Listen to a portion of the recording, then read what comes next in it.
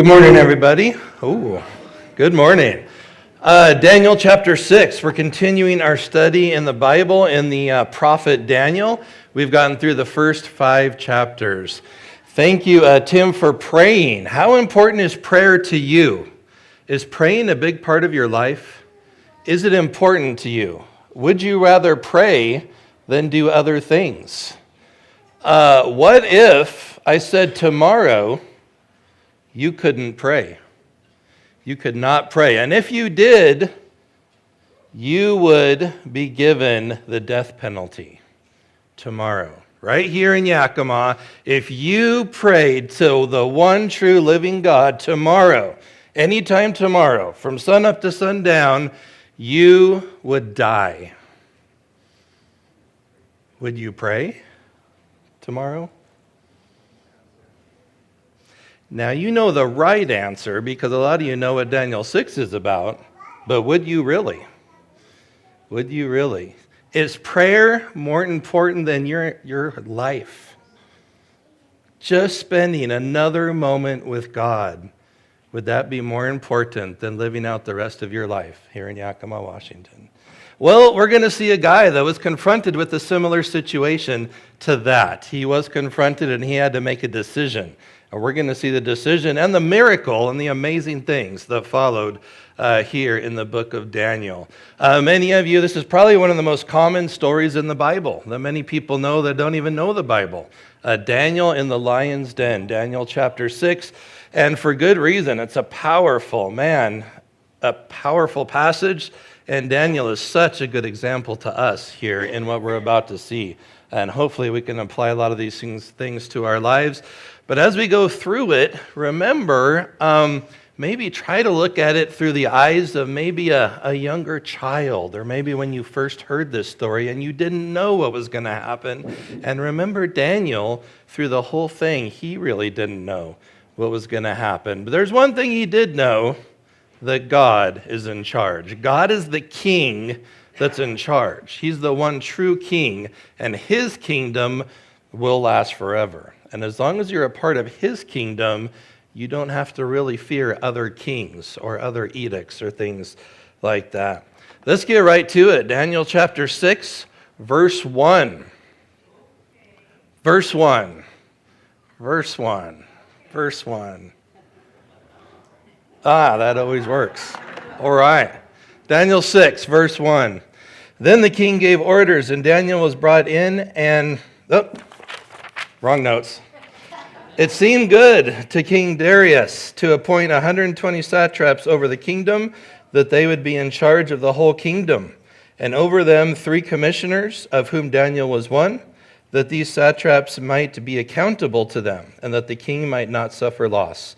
Then this Daniel began distinguishing himself among the commissioners and satraps because he possessed an extraordinary spirit, and the king planned to appoint him over the entire kingdom.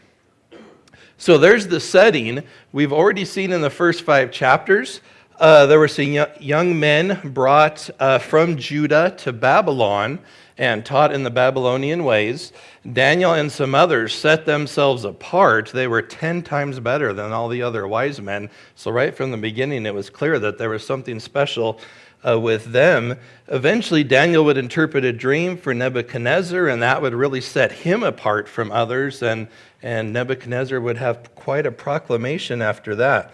We read about a fiery furnace where Shadrach, Meshach, and Abednego, the guys who worshiped the Lord and refused to worship the other gods of the Babylonians. They refused that, and that gave them the death penalty. And they went in, and through a miracle, God was with them in the furnace, and they came out alive. And maybe that story spread also to other people, maybe even known by Darius here. We saw Nebuchadnezzar humbled, and he himself explained how it happened, an amazing chapter there. And last week, we saw the writing on the wall, the end of the Babylonian Empire, and now we're in the Medo-Persian Empire.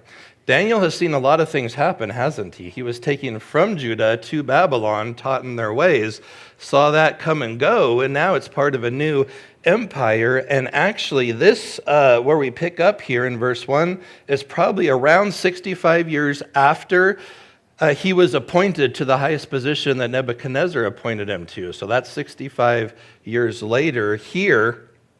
So a lot of time in Medo-Persia here, and a lot of things had happened. You know, when we think of Daniel, I think of him as a great, awesome prophet who is a great example to us, and he is in many different ways. Funny thing is, we don't know much about his life, exactly what he did for most of his life. We know in the early part of his life, we know a little snippet here and there, and here he is probably, if we add up all the numbers, he's in his late 80s, probably around 90 years old. 90 years old. So that picture of him in the lion's den, make sure it's someone, you know, around 90 years old. I thought about maybe having some people stand up here, they're in their late 80s, and you could look at them and think about what that's like, but that probably wouldn't be good. Might be rude, so I won't do that. But something to think about later on in life. And we don't know much about his life, exactly what he did. Were there other wild miracle things going on? Or maybe nothing. Maybe he just lived a faithful life for many, many years. And eventually, the things that we read about here came to be. Either way, he's a great example.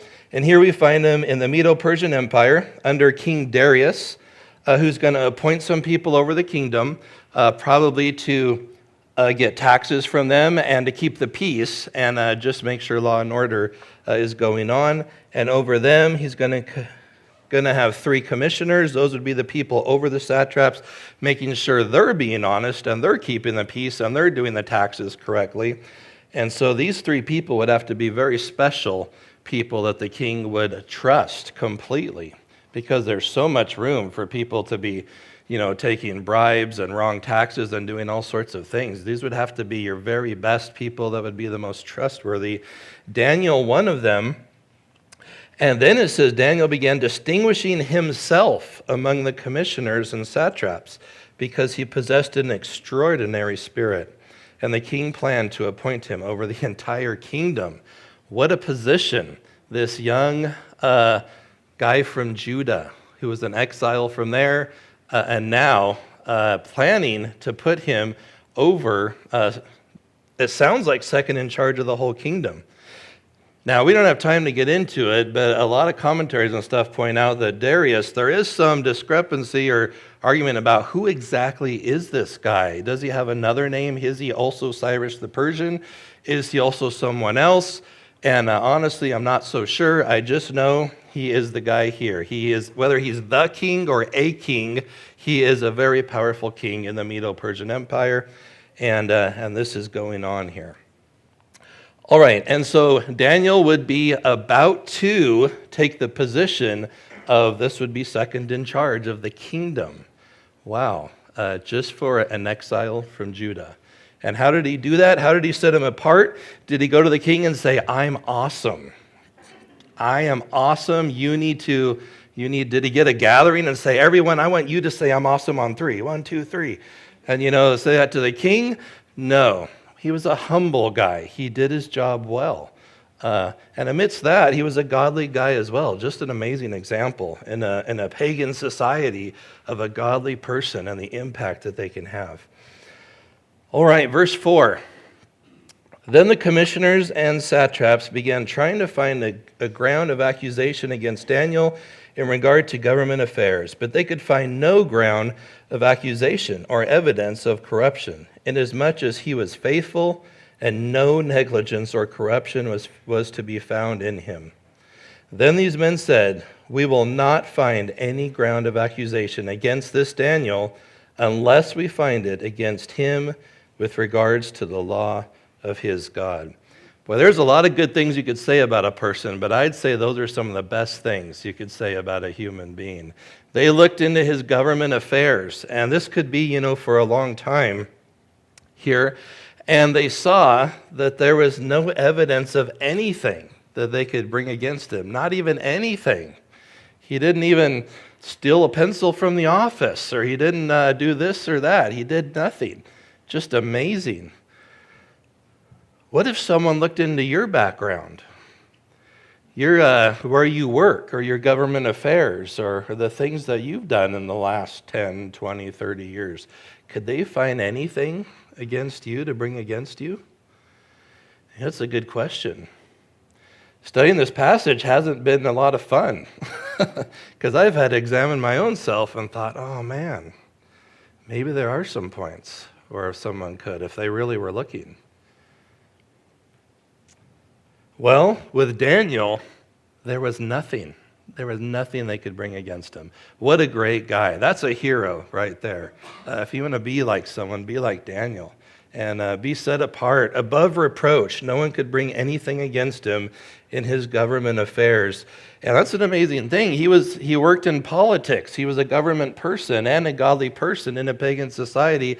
And it's hard to see that all come together in one person. That's a really great thing. And they couldn't find anything against him. And as if that's not good enough to say about a person, the next thing that they say is even better. We're not going to find any ground of accusation against him. The only thing that he always does is he just loves God. He prays all the time. And he's praying to him every day, 3 times a day. We know it.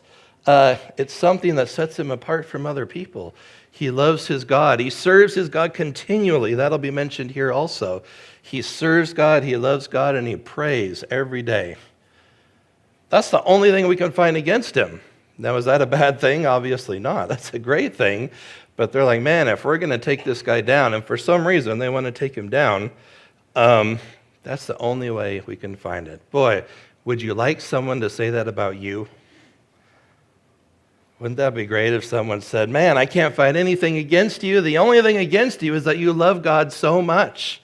And you're so committed to serving him and praying every single day. I don't think there's anything that could separate you from your God. And that's just so terrible. I can't believe it. And that's the only thing they could find against him. So the people around him, they knew it. Daniel was a great witness about God. And the king, we're going to find out, understood about Daniel's God. These people knew about Daniel's God, and surely many other people that he brushed shoulders with every day knew about Daniel's God and how great he was and how Daniel served him faithfully. So in the life of Daniel, we do see a person that served God faithfully, and other people saw it, and there was an impact on them. And maybe for many, many years, he didn't have a big position or miracles happening, just his faithful witness every day. But eventually that had an impact. That's a good thing to think about. Maybe you have a job where you're wondering, is there any fruit coming from my life? Is there any way I can be a witness for God? Well, sometimes just being faithful and working faithfully above reproach every day, day in and day out, maybe there's people watching, and maybe there's people that will have an effect on. Verse 6.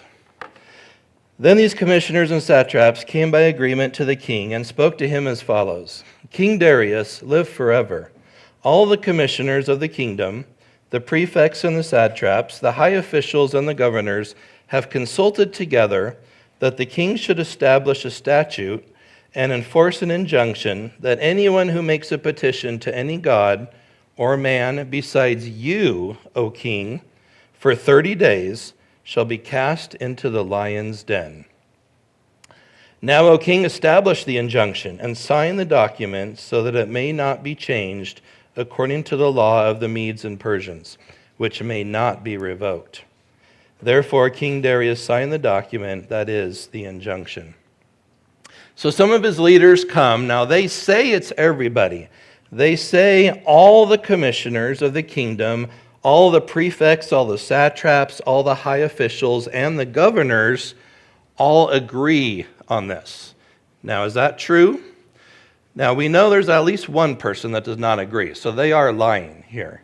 Probably it's a much bigger lie than that. Could they really get all the 120 satraps together and all the other people listed here? Highly unlikely. that all of them agreed on this, but that's what they said. And they were putting pressure on the king. They were saying, all your officials, all your people, king, say you should do this. They're trying to put pressure on him to do this. And they say that everyone should pray to him and him alone and no other God for 30 days. So Darius gets to be God for 30 days here in his mind. They're appealing to his ego and his pride. Wouldn't it be nice if people prayed to you? Now, to us, this probably sounds really strange. This is weird. In their society, this would not be strange. They believed in lots of different gods. A king being like a god is no new thing to them. And sometimes, actually, I was reading that this is one way that they would see who was loyal to the king and who wasn't. They would just say for a certain time, you have to pray to the king. And anyone who wouldn't, they would deal with them appropriately. So this is not uncommon. This would not be really odd to them, as odd as it probably sounds to us that this would happen. So they lie about this. They get the king to go along with it. And once he signs it, according to the law of the Medes and Persians, it may not be revoked. So in their empire, the law, there was a really powerful law, very different than Babylon before them. The law was actually over the king, which is amazing. Now remember, back in Babylon, Nebuchadnezzar, forget it. What the king said, he could do whatever he wanted. And you had to follow that. If he said throw someone in a fiery furnace because he didn't like their God, you did it. And if 5 or 10 minutes later he said pull them out and everyone has to worship their God, you do that too. The king could change his mind all the time.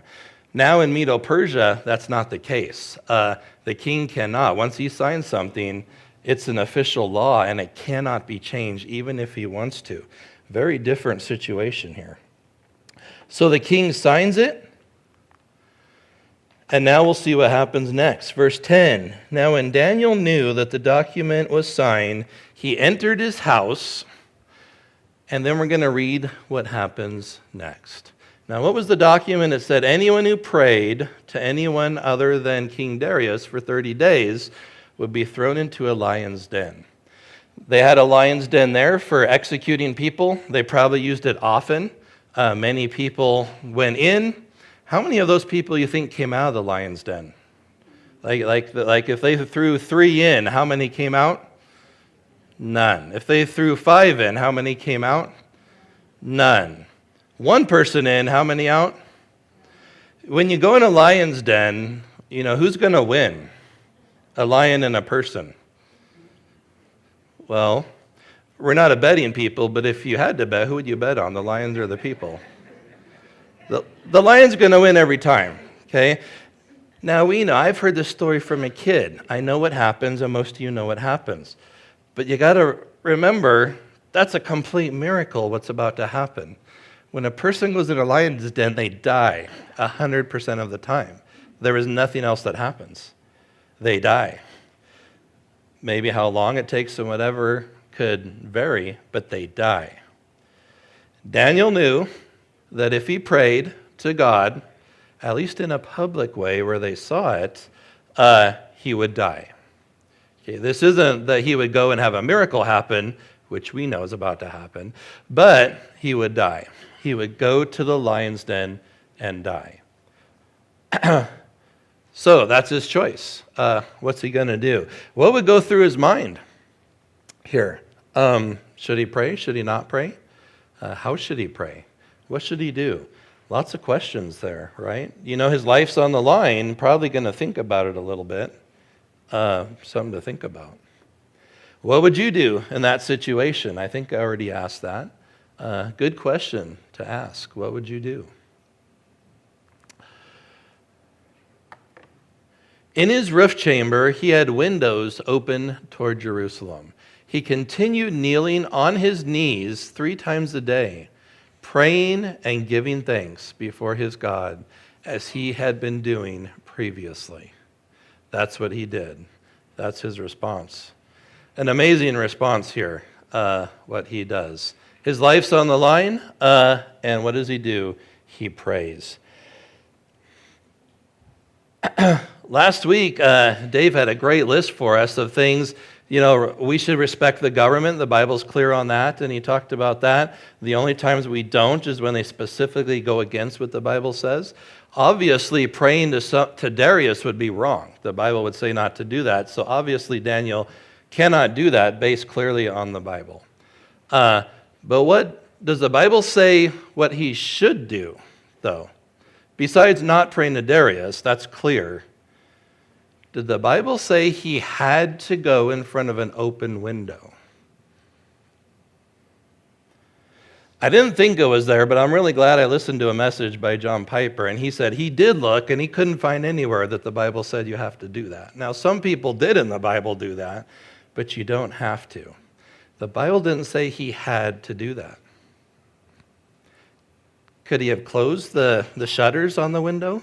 Maybe a little sheet over it? Let a little light in?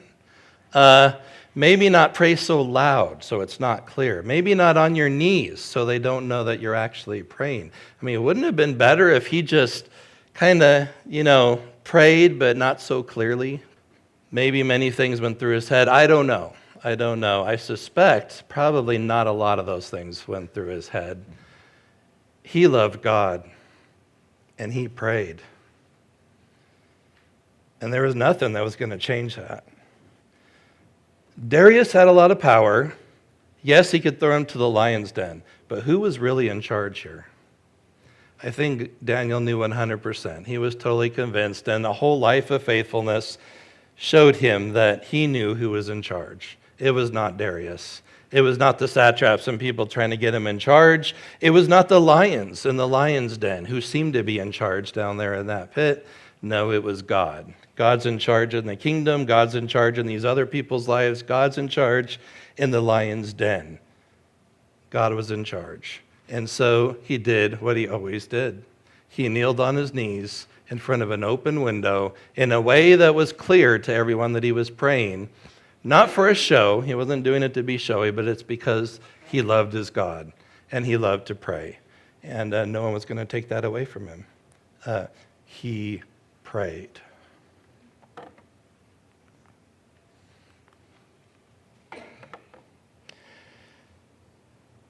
Then these men came by agreement and found Daniel making petition and supplication before his God. Then they approached and spoke before the king about the king's injunction. Did you not sign an injunction that any man who makes a petition to any god or man besides you, O king, for 30 days is to be cast into the lion's den? The king replied, the statement is true, according to the law of the Medes and Persians, which may not be revoked. Then they answered and spoke before the king. Daniel, who is one of the exiles from Judah, he pays no attention to you, O king, or to the injunction which you sign, but keeps making his petition 3 times a day. Wow. So they remind him of the injunction, and they point out. And of course, they were probably happy to point it out because their whole goal was to trap Daniel and here to actually have him killed. What did they say to him? They said, Daniel, who's one of the exiles. That was his title in their case. Daniel, one of the exiles from Judah. Remember, king, he's not one of us. He's one of those guys from Judah, not one of us. What's another title they could have said? They could have said one of the 3 commissioners over the whole kingdom. That might have been better. Or Daniel, the one that you're about to appoint to second in charge of the whole kingdom. They could have said that too. They didn't say that, did they? They were reminding the king that he's not one of us. He's an exile from Judah. It says he pays no attention to you, O king, or the injunction. That's a lie. He did pay attention to the king. In fact, we're going to find he had a close relationship with the king, and the king really liked Daniel.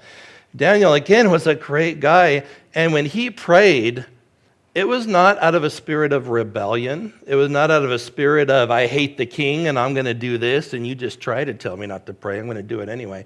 It wasn't anything like that. He had respect for the king because God told him to have respect for the king, and he did. And we know that he had a lot because the king really liked him and was going to appoint him second over the whole empire. So no, this wasn't a disrespect thing. This wasn't Daniel ignoring the king or the injunction. But it's a case of Daniel knowing who's really in charge. The true king is God. And if God says something and this king says to go against that, well, I have to go with God on this. So a lot of what they're saying here, some of it is a lie, but they say he keeps making his petition 3 times a day, and that is true. He continues to pray 3 times a day. Even though it might cost him his life, he continued to do that. It said when he prayed, he was praying and he was giving thanks before his God. I wonder what his prayer was that day. Maybe when he talked to God, he said, all right, God, next time I talk to you, it's going to be face to face. He was going to die. He knew that they were waiting for him. He was a very smart guy, ahead of all this politics. He knew all of what was going on for sure. And he knew he was going to be in the lion's den. Lived a good life, maybe. And he said, God, I'm excited. I'm going to be with you soon. Maybe he said something like that. It said he was giving thanks. Thank you, God, that I'm about to be thrown in the lion's den. He loved God, didn't he? He knew God was in charge, and there was a much bigger thing going on here. Verse 14. Then as soon as the king heard this statement, he was deeply distressed and set his mind on delivering Daniel. And even until sunset, he kept exerting himself to rescue him. Then these men came by agreement to the king and said to the king, recognize, O king, that it is a law of the Medes and Persians that no injunction or statute which the king establishes may be changed. Darius really liked Daniel. I might say he loved the guy. He thought he was wonderful, not just as a leader, but as a friend. He would do anything to save him right now, and he was wishing that he could. It's amazing, really, the law of the Medes and Persians, that a king cannot revoke what he said. He couldn't even come up with something else. Seems like he could have come up with some other law that would kind of negate the first one. I don't know, but he couldn't. There was just no way out of it. And of course, the other guys come in and say, remember the law of the Medes and Persians, you can't change your mind on this. So they're there, right, to remind him. The king cared a lot about Daniel. Coming up. There we go. Did Daniel have a big effect on the kingdom? Yes, he did. Was it because he put himself out there and declared how great he was? It was his faithful service to God, his faithful prayer every day. Man, that had a huge effect. The king of an empire here is distressed because Daniel's going to the lion's den. He really cared about him.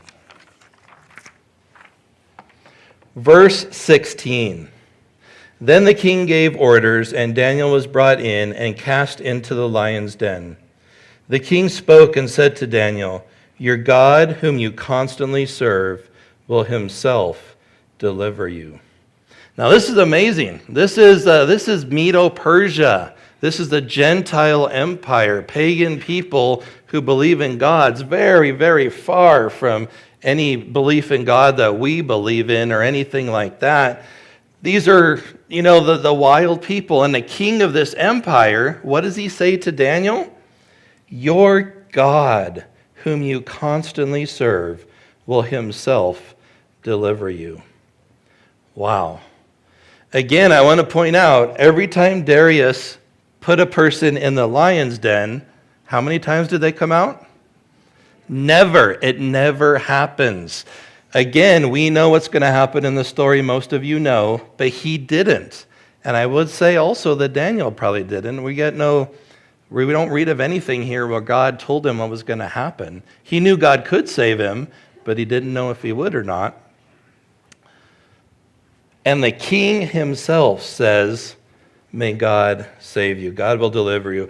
In a way, the king might be saying, Daniel, I tried to save you and I couldn't, but your God can do more than I can. He's admitting it. He's admitting that Daniel's God is powerful, and he says that to him as he casts him in. Verse 17, a stone was brought and laid over the mouth of the den, and the king sealed it with his own signet ring, with the signet rings of his nobles, so that nothing would be changed in regard to Daniel.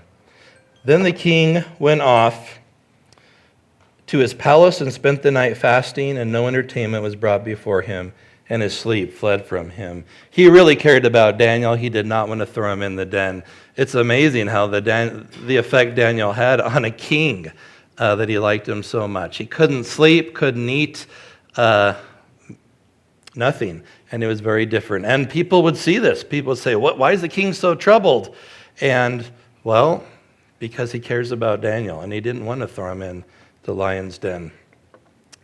Verse 19, then the king arose at dawn at the break of day and went in haste to the lion's den. When he had come near the den to Daniel, he cried out with a troubled voice. The king spoke and said to Daniel, Daniel, servant of the living God, has your God, whom you constantly serve, been able to deliver you from the lions? Wow, what a moment in time. Are you picturing the situation? I don't know exactly what the lion pit looked like, but it probably was they were probably up high looking down into it, of some way of that going on. And he would come, probably still too dark to see in there if Daniel was alive, so he just has to call out in a troubled voice, Daniel, is there any way?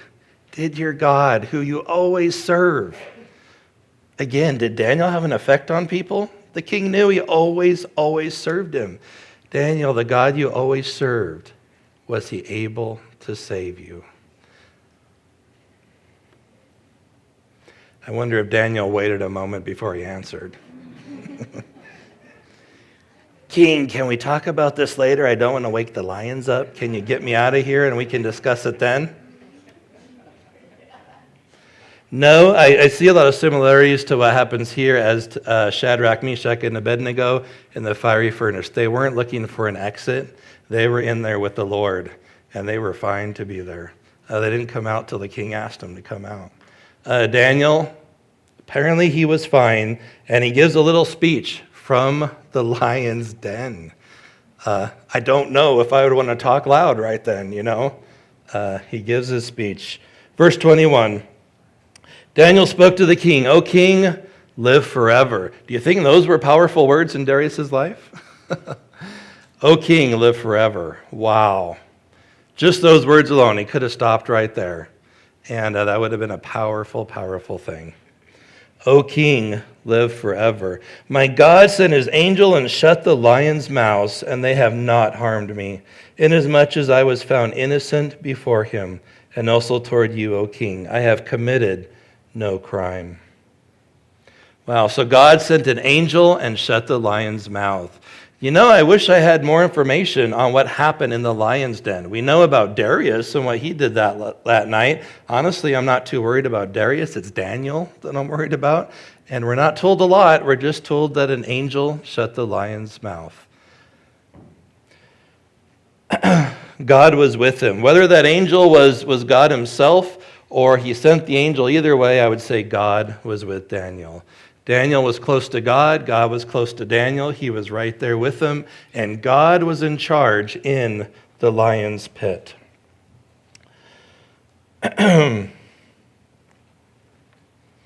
Verse 23, then the king was very pleased and gave orders for Daniel to be taken up out of the den.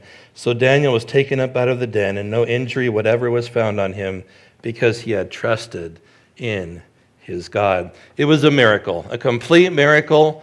The lions were not old, decrepit, arthritic lions that were not hungry. They hadn't lost their teeth and were too tired to eat him. No, we're going to find out in the next verses that's not true. It was a miracle, a complete miracle that God saved him in the lion's den. Verse 24, then the king then gave orders, and they brought those men who had maliciously accused Daniel, and they cast them, their children, and their wives into the lion's den, and they had not reached the bottom of the den before the lions overpowered them and crushed all their bones. That proves that the lions were killers, trained to do exactly what they're supposed to, and that's what they did. According to the law of the Medes and Persians, if someone was guilty of a crime like this, they and their family would be thrown in with them.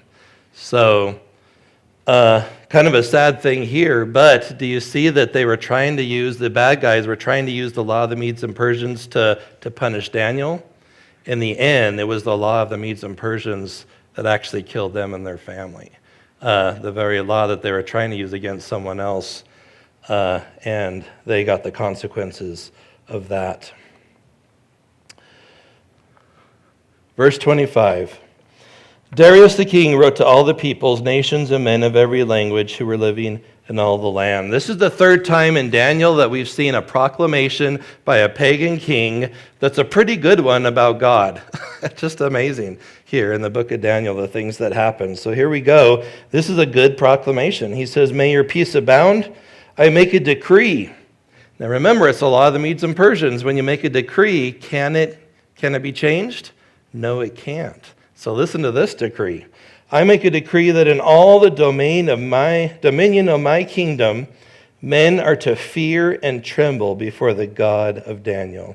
He is the living God and enduring forever. His kingdom is one which will not be destroyed, and his dominion will be forever. He delivers and rescues and performs signs and wonders in heaven and on earth, who has also delivered Daniel from the power of the lions." What a proclamation. This was written by a king over an empire, a very, very powerful king, one of the most powerful at the time. And what does he admit about his own kingdom? He's saying that there's a different kingdom, not mine. This God of Daniel has a kingdom, and that's the one. That's the one that will last forever. That's an amazing statement by this guy. I just tend to wonder, Darius, he loved Daniel. He understood things about God here. I think Daniel had a really big effect on him. And I wonder if Darius really believed, I don't know. I don't know more than that, but he says some great things here. He's the living God. The other gods of Medo-Persia, the Babylonians, dead. This is the true living God. His kingdom will not be destroyed. If you take his people and throw them to the lions and they don't die, you can't destroy that kingdom. You can do everything you can, and you can't do it. It's his kingdom that's more powerful than mine. That's what he's saying. His dominion will be forever. He delivers, he rescues, he performs signs and wonders in heaven and on earth. What a great thing. You know, that's not something that he got from the story here. I think Daniel talked to him about God, and I think he knew a lot about God from Daniel. And he delivered Daniel from the power of the lions. That proclamation would go out to many people, and who knows what fruit came from all of that, from this story. The life of a guy about 90 years old who lived a faithful life. And what was it about his life that really made such an impact? He prayed 3 times a day. He loved his God, and he was committed to serving him, to being above reproach. Living what you might call a quiet life, and a decree about him went out to the whole empire. Wow, he had a huge effect. Could God use you to have an effect on the people around you? Be like Daniel, and yes, he could. Maybe you're a bit like me when I've tried to examine my life and studying this, and I found I'm not so much like Daniel.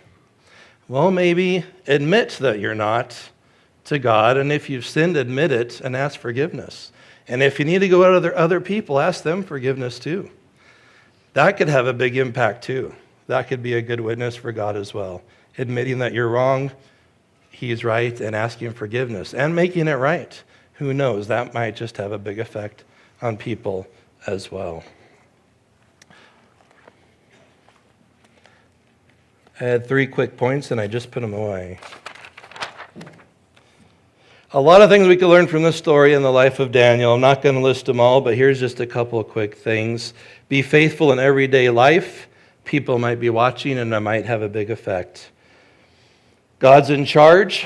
Daniel was completely convinced of that, and he acted on it. Do you believe God's truly in charge of everything?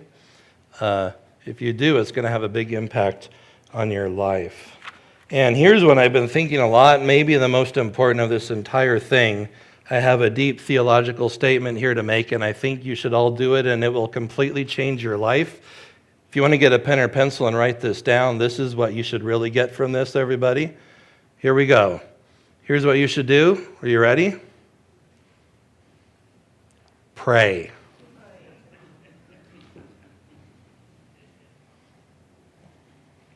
There you go. What did Daniel do? What is it that changed the course of things and that had such an impact?